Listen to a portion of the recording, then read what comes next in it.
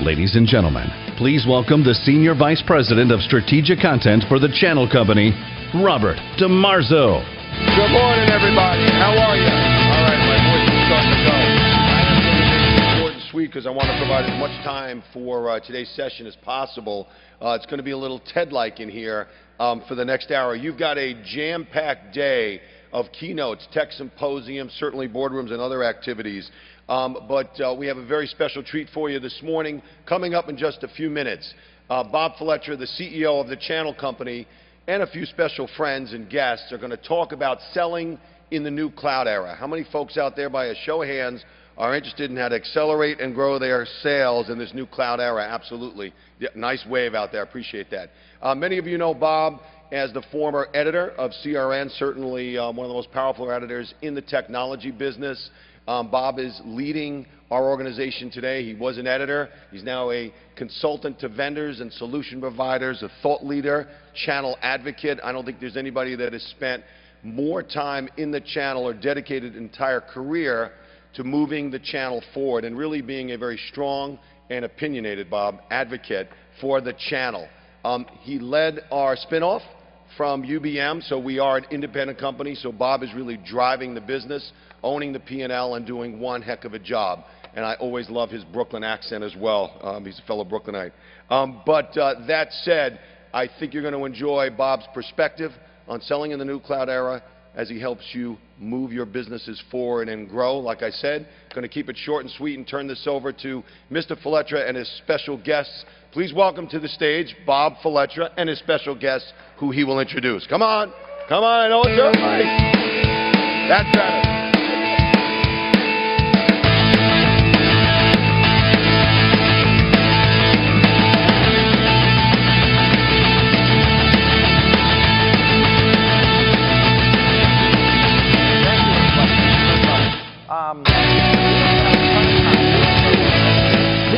Discussion is really around sales now and the new way to sell in the world of managed services and cloud services. We've talked a lot about how important marketing is over the past couple of 3 years, I think. We just did a big study on sales and what's actually happening in the market, some of which, and I can't show all of the slides here today. We're going to talk about some of the bigger points that we've seen. Some of it confirms, I think, what we already thought, right? There are more people involved in the process, but who that is might be a little bit of an eye-opener. What's happening before things actually get into place? If I got a clicker up here, yes I do, right? What's happening in the process? How does it get started? Who do you need to think about as you're going into the market and trying to find new customers?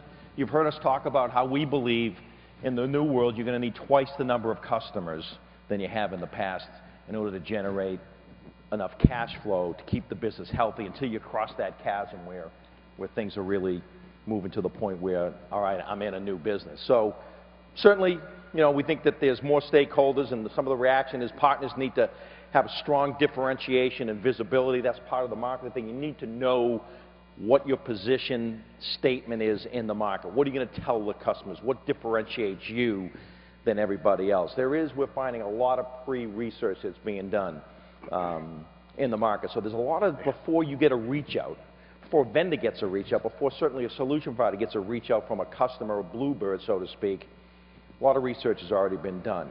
And we see these large service providers that are coming in and saying, hey, look, we've got a methodology. You might want to think about adopting it. So let me first start by asking each of our panel members to just tell a little bit about your business, who you are, and then we're going to get into some discussion here. Sure. So I'm Michael Harwood. I'm the Senior Vice President of Marketing for Sirius Computer Solutions. We've been in business since 1980. We really started out as a solution integrator focused on infrastructure. And we realized a while back that we needed to diversify. And cloud is just that next evolution. We've got a lot invested in our MSP practice, our selling, our manufacturers' cloud solutions. So it's definitely big, and it's very important to our survival. How much of your business is recurring revenue now? Oh, gosh.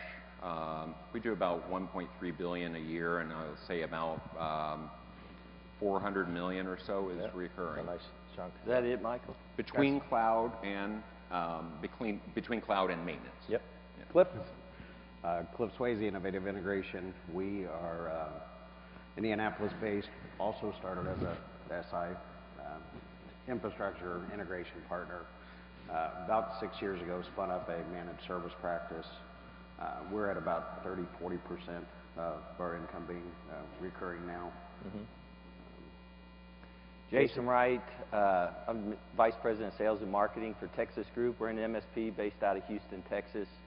We've been in business since 2004, always been a managed services play. We were essentially a run rate or recurring revenue model right from the get-go. We started out with a traditional managed services practice, your help desk, service support, network monitoring, those type of services. And then in 2008, we had the good fortune of getting in on the ground floor of the whole cloud computing revolution and started our own private infrastructure as a service offering. And that's been very successful for us. So we've probably got about 5,000 devices under management. We're roughly 85% a run rate business. 70% of that is cloud, which for us they're 3-year contracts, even 4-year contracts in some cases. So we're having a really good year this year. We've got about 110,000 in net new recurring revenue booked year to date. So I'm So hoping life is good, Jason. So I could probably sandbag the next couple of months. Yeah. All right. So one of the as this slide shows, one of the things that we're really seeing is this kind of self-driven research. And if you dive a little bit deeper into the data, it tells you that it's not being done exclusively by the IT department. Line of business is involved. The IT is increasingly have some level of responsibility to the CFO, if not reporting into the CFO. So CFO may not be a decision maker or a researcher early in the process, but they certainly can throw a monkey wrench in this thing if you can't justify the ROI. And to me, one of the more interesting things here that we're seeing is the solution providers' marketing materials are as important now as the vendors, which to me was a real eye-opener, right? Because we've always felt that, hey, we don't market very well in the channel. Vendors do a pretty good job of it. That's all they've got a lot of resources to put behind it. But the customers are actually looking for the materials from you. So are you seeing this kind of self-driven research ahead of time, and what are you doing about it? Do you feel like you've got the right marketing materials? Is that a focus for all of you? Sure, absolutely.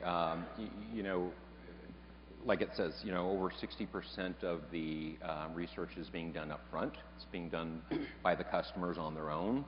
And our information, our marketing material to our clients is extremely important to get the message out about who we are, how we differentiate ourselves, because again, we started out as a solution integrator, and we have to rebrand ourselves to not be that hardware provider, right? To be their cloud consultant. So we're very consultative to our clients, and so that kind of feeds into that one that's right between the top and the second group, which is, they are looking to consultants for guidance. And we provide, I think we really provide that triangulated message out to our clients, because there are so many different options for them. There's so many cloud providers coming up there, and they are looking for somebody to help them make the right decision. Yep. I couldn't agree more. Michael nailed it about the who. We were discussing some of this last night, and one of the things, it used to be all about the relationship. You were a trusted advisor, especially old integration guys, and then they looked to you to say what is out there. Vendors supplied the marketing materials, so all we had to do was, we were relationship guys. Now, look at the statistics of self-driven research. They're determining what before they ever decide on a who, and often it's not the original people that we had the relationship with.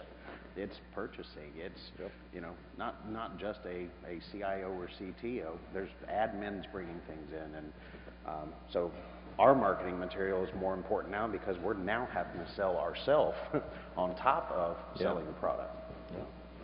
Yeah, 2 points, Bob. So first, you talked about the CFO and kind of that decision-making process. We had an event in Houston a couple of months ago. Basically, a C-suite panel was put together of CFOs from mid-market companies, and the whole room was service providers, and basically asking them, how do the service providers get in the door? How do they get access to you? And to your point, Bob, one of the first things they said is, don't come straight to me. You know, go through the proper channels within our organization. If it's through the IT person, or if it's through the chief marketing officer who's actually making a lot of the IT decisions nowadays. But, you know, don't feel like you got to supersede somebody to get to me first. And the other big thing, and don't miss this, is referrals. You know, whether you get, you know, come to them through some affinity group, networking group, you get referred in by somebody else. That was a big deal for them, because like Ginger Kelly's breakout presentation, she talked about, you know, 60% of the research is being done up front, and a lot of the old sales methodologies don't necessarily apply anymore. I agree with that in one respect, but on the other side, all of us still work off of referrals, and that's still critical. That's your best way into the C-suite. And secondarily, when you talk about the marketing materials, I've had a good opportunity to talk to a lot of the guys in the room, and one of the best things we ever did, kind of like you did, Michael, 3 years ago, we rebranded our company, and the first thing we did was a 90-day assessment where we gave a third-party access to all our customer base, and basically, you know, had them go out and talk about where are we missing the bar, what are they not getting in a service engagement with us, where do they pit our strengths versus weaknesses versus where do we see our strengths and weaknesses. And it was an invaluable process. And basically with the data that we got out of that, we created a sales playbook, and it just infused it with all types of differentiation material, a lot of process, a lot of dashboarding metrics, reporting, and all this type of stuff. And to Gary Pica's point, we paint a picture for the customer. We don't even leave marketing material behind, but we go in and we talk about, here's how I'm going to onboard you, and then here's how we're going to do the gap analysis and deep dive work, what it's going to mean to you, and ultimately we're telling the customer, here's how.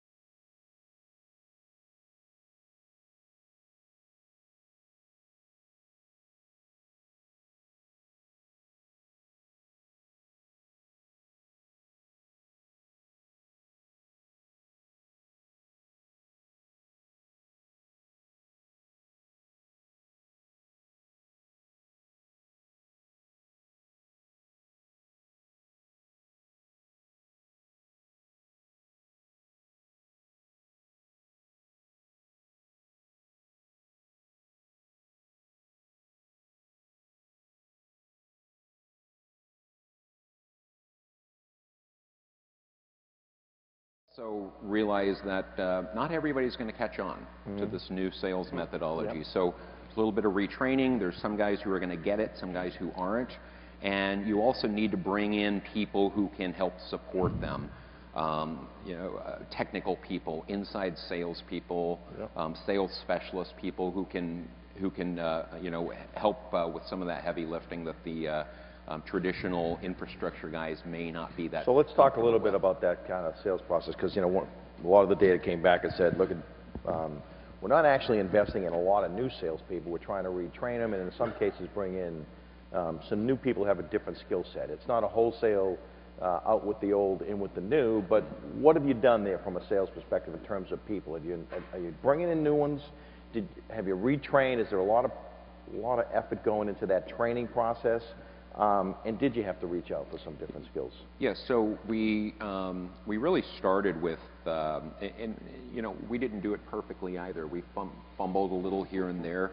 I think we started with too many cloud offerings, and we had to kind of whittle it back a little bit to make sure that our salespeople had something that they could grasp onto. Yep. Something that they felt comfortable that, hey, this is something I can sell. It's concrete and I can sell that.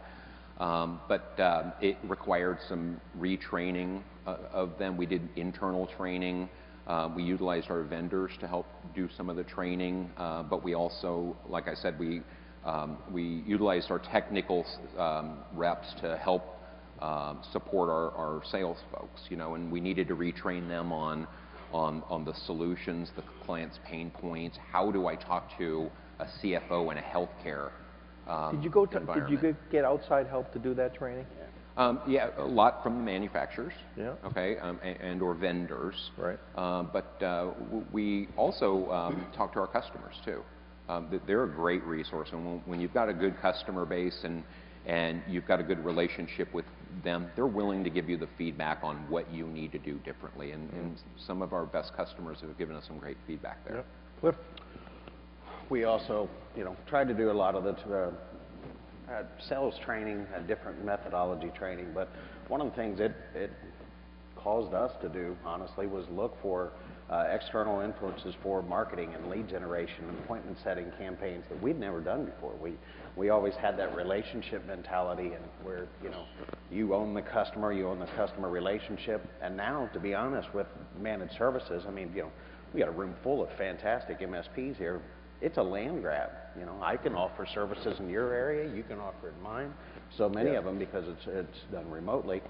So there's a lot of people offering the same things out there. Cost of sell, in many cases, it's too expensive using the traditional model with today's marketplace, and you know, offering the managed services. What you're saying, though, really says the sales team has got to be closer to the customer than they ever were. Otherwise, they're going to get disintermediated. The sales team has to be closer. You're exactly right, but it's all about them maintaining that relationship. Yeah. But it's too expensive to have them out there finding all the leads. Initial opportunity follow-up. Now all that's changed. We got to spend this quantity. It's a quantity play versus just a quality relationship. Yep. Jason, any thoughts around this? Yeah. So Cliff hit on a really good point. I mean, my team is a third of the size it was this time last year, so we're definitely not trying to add revenue simply as a multiple of headcount. Yep. I think the key thing that we're doing in line with what Cliff said is we don't want to, we want to take the guys that are already really good sales guys and try and spend more time and effort and money and marketing dollars in lead generation. So we're investing in marketing automation. We're doing a lot of thought leadership, seminars. We're doing a lot of automated marketing, drip marketing, that kind of thing, to make sure we're handling the lead nurturing, so that we can take the guys that have already proven to be successful and keep them more busy, more in front of the customers. So we're, you know, we've had a lot of challenges. I think to Michael's point, we also have simplified things. You know, we were quick to jump into different service areas and then realized, hey, this is not our core business, and we pulled back. So in some cases, you're even doing a disservice to your sales team if you're not, if at the executive level your strategies aren't aligned with really your corporate values. So Jason, can you talk a little bit about your sales methodology? Because I know you feel like that really has been a driver of the business and helped quite a bit. Talk a little bit about it. Yeah, absolutely. So you know, when we say marketing materials, we don't actually even leave any marketing materials behind. My CEO used to kind of sell that way. He would always leave slicks and one-pagers behind, and for years he's going, how do you sell without using marketing material? We have that playbook. I mean, for us, it's a very diligent qualification process. I call it going for the no. We go in to meet with customers almost looking for a reason not to do business with them, and once everything's eliminated, then I know it's a qualified prospect. We are vertically focused. We've got 4 specific market verticals that we focus on, and then we have a very stringent 5-point sales process, you know, going from first appointment and then going into the qualification. We do demos and tours. proposal delivery. And what you're doing all along that process, you're selling all along the way. So if you go to the first appointment and then the guy doesn't want to engage with you on an assessment, well, there you go. You know how qualified it is. Or if you can't get them to come in your office, that's one of my big things with the sales guys. If you can't get somebody to come kick tires, if they won't come visit your operation, no matter how small it is, you know, they should be willing to come in and engage with you and see how you're doing. And even down to, you know, when we use the playbook, we have very specific whiteboarding strategies. And ultimately what that's done for us is we've raised our prices 4 times since we've rebranded. So our all-in seat price has almost doubled from 3 years ago. And then when on the cloud, you know, we have some cloud customers we're selling as much as $250, $275 a seat when you have cloud and you layer the managed services. Because again, the whole superpower philosophy, when they feel like you're their consultant and you've infused all this value in, you know, you do the financial impact analysis modeling and show them their IT expenses, then you really gain their trust. Cliff, what do you guys do? Sales methodology, is something you're still trying to figure out? And we are. It's constantly evolving. We spend a lot of time with existing customers and trying to, you know, look at areas that we're not currently working with them, and then how can we start shifting some of those, you know, infrastructure turnkey project type partners into a managed offering of some sort, or start moving things to the cloud for them. You know, we're big virtualization guys who work in a large enterprise shop that's so siloed with some of our customers. They only know us as the virtualization guys, or they only know us as the storage guys. So in order to gain that trust to say, you know, hey, we can be your outsourced IT, we can provide these managed services, we have to meet and develop relationships in other areas across the company. Have you got a separate sales team to sell the managed services versus the traditional? No? No. No. From the get-go, that's what you decided you're going to keep the same, you're going to sell everything? Again, Bob, I've made every mistake possible trying to shift to the managed services platform. So I didn't say it was a good process. I said it was. No, I don't think you're unlike a lot of folks, right? I mean, even the data will tell us most of them don't have a separate division. Michael, you same way, or how have you done it? Yes and no. So our traditional sellers, client executives, can sell our cloud solutions, they can sell our MSP offerings, but we also have folks who are dedicated to that. We call them sales specialists, okay? And it depends on what the capabilities of the CE is, whether, you know, that's something he can start up and deliver on his own, or he needs to engage somebody else, one of these specialists, or the specialist can go in and prospect and do their selling on their own, okay? You know, the other thing that we found is a challenge in our sales methodologies. You know, we do the normal marketing to try to get leads to our sellers, but you know, making sure that they understand who to talk to, what the pain points are that the clients have, and then you know, one of the first things that we want to offer them is a service to find out, is cloud for them, because it's not for everybody. And second, what type of cloud environment is right for them? Is it hybrid? Is it private, or is it a public cloud environment? And it's really different for each customer's own use case, and it requires consultative services. So we really rely on our services organization a lot in that. So what are you guys doing on sales compensation? Because that's always a big issue, right? It's probably the #1 thing you've got to kind of get right, although it still seems to be something that has to change quite a bit. Sell a cloud deployment, they get paid the value of the entire contract up front. And if they don't, right, I don't know that they do or they don't with you, if they don't, will they tend to want to still sell more of a turnkey solution? Give me the big check because I'm getting a big check. Yes, so, you know, that was definitely a challenge coming from where we were being a solution integrator. You know, you sold a solution, you got paid up front, right? And getting our sellers used to and comfortable with an annuity stream was a little bit of a different take on that. I'm not going to get all my money up front. You know, and I think we really needed to start with our top sellers. We know they're going to be here for a long time, and get them comfortable with this annuity stream payment. I don't want to go into exactly how we pay, but we do pay over the period of the managed services or the cloud agreement rather than paying all up front. Okay? And because we Well, give me the advantage. Issue. Why do you think that's an advantage doing it that way? Yeah, so it's a cash flow issue for the company, right? Yep. Okay. But second, it also helps get the sellers comfortable that I've got this, no matter what I sell in the future, I'm going to get something paid for what I'm doing today. Yeah. Rather than it's an all or nothing. I could have a great year as an infrastructure seller, and next year could be a horrible year. Yeah. But if I get used to selling these annuities, yeah. then maybe my next year's not going to be so bad as it might have been. Right.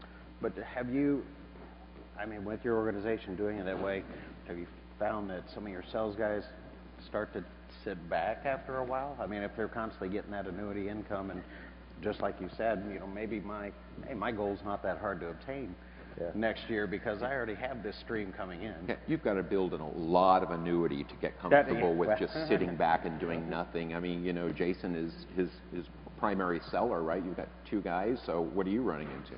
We pay real nice. No, we're kind of similar to you guys in the sense that we pay a percentage of revenue, and we pay a good part of that up front, and then we pay on renewals. So that, and you asked what the advantage was of that, Bob. For us, it's retention. They build up that annuity stream, and they're much more likely to stay with us. They're not going to leave for the next best offer.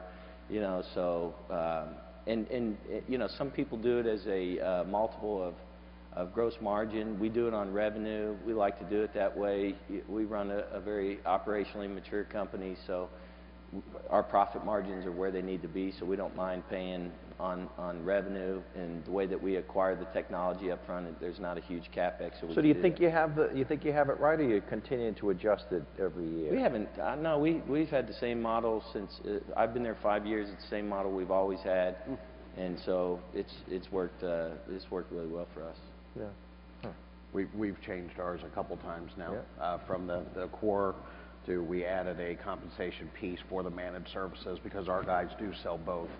And then we've kind of evolved that into quota attainment, added a quota attainment. Well, for you guys, it's more complicated when you're making a transition. If you're starting this new world, it's a little bit easier. Like Jason, really, you guys are 100%, right? Yeah. It gets more complicated, right? Yeah. So sales pipeline and sales time to get actually a deal done, is that increased in the new world, or is it declining in the new world? I guess my observation has been it's not much different. Yeah, it just really, it could be quicker in many cases, especially if the client's doing a lot of the research up front and they know what they want. Yeah. It's us helping them to determine, is that really the right thing for them. So it could go a lot quicker. It all depends on the situation. Yeah. Can you guys talk a little bit about, one of the interesting things about this transition is the politics of selling it inside of an organization. There are some IT departments that are not inclined to want to kind of outsource service, go to the service, because it means taking people out of their system in some cases. Now the CFO probably likes that idea, right? Fewer people means the ability to do things differently and move things off of a capex to an operating expenditure. How difficult is it to maneuver through these organizations? Are you doing anything kind of different there, talking to IT and line of business at the same time? How do you kind of manage that? You don't want to piss off the IT department because they're still very influential, always will be, but there's probably a need to kind of get in deeper. Yeah, it's definitely a tightrope that you have to walk, that our sellers have to walk. But I think it's really based on how strong their relationship with the client is. Yeah. And it's not us necessarily pushing the cloud opportunity. It's also coming from internal. So they know that they've got to look at different options, what's best for the company, and they're being pulled by either their committee or their CFO or whoever's making these decisions. So it's really just ensuring you've got a strong relationship with them and engaging both parties and keeping everybody informed. I think, I'm sorry. No, go ahead. I was going to say, part of the qualification process for us is really critical. So one of the things we do is we look for customers who have already outsourced, who are coming out of, potentially bad marriage and are willing to pay more of a value add. That also lessens the sales cycle, right? Because typically they want to get out of that marriage pretty quick. So, you know, we don't want the guys who are looking to outsource for the first time. It's usually more of a cost-driven decision. The other thing is, and I see this mistake made by a lot of sales guys, they want to oversell. You know, don't be afraid to just get a foot in the door. You know, I've got 3 or 4 clients that come to mind right now that we bill more than $25,000 a month, which are big, good contracts for us, that started out billing $1,200 a month or $1,500 a month. We got one service in, and then we built a relationship, we earned their trust, and then they just start throwing stuff at you. So, you know, you don't want to go into, exactly to your point, Michael, they're not always ready for the cloud. Go in, do a server management engagement, and then go back, do the deep dive assessment and the roadmap and show them how they can get there, and that's a good strategy for us. It's no wonder this guy's always in a good mood. They started a managed service. They only go after people that are already outsourced. Oh, you're living the dream, man. For us, I mean, these are all great points, but, you know, Michael was talking about the relationship, how strong the relationship has to be, and, you know, the other piece is who is the relationship that you have. Yeah. A lot of our infrastructure projects, there's a lot of time spent with the network admins, the administrators, or the admin managers. You start having a managed service conversation with those guys that's never outsourced before, they start being concerned about their jobs. So we have to get really creative at that point and say things like, no, this would allow you more time to be strategic in your role because we're going to outsource the day-to-day, you know, operations of your department. Yeah. Budget inside of the organization, is the budget being spread out, do you think, between line of business versus IT? IT have its own budget, which tends to be maintenance, and line of business has got the new budget, or are you still seeing it kind of controlled? I see a mix. I see some organizations where it still all rolls up to IT. I see some organizations that are, you know, they're growing with the times as well, and they're, you know, they're investing in each of the areas. They have their own. So what do you budgets. think the trend is going? What do you think, a couple, 3 years out, what do you think happens here?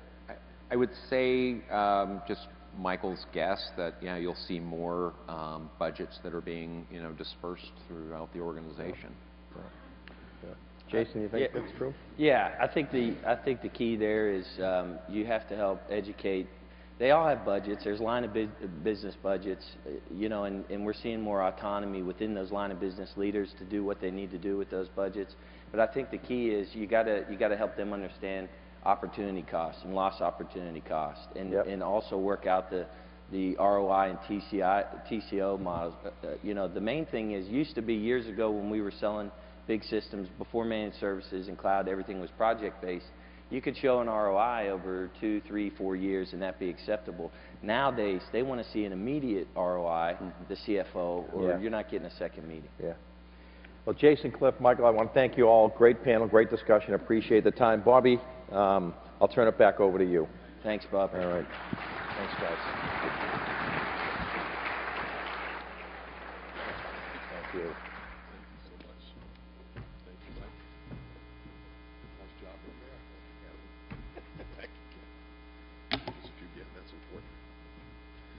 Thank you, Bob. That was good, and I think you provided a great transition for our next speaker. How about a nice round of applause for our panelists and Bob Fletcher, the CEO of the Channel Company. Bob, as always, has got some great research and insight, good conversation.